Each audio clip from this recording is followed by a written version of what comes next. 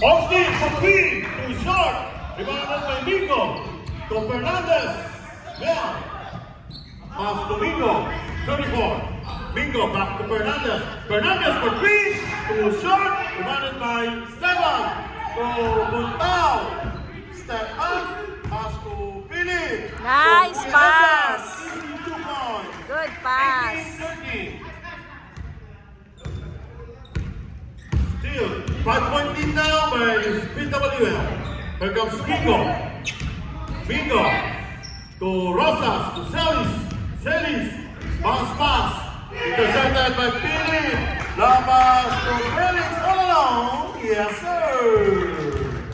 20-13. 8 minutes and 35 seconds on the second quarter.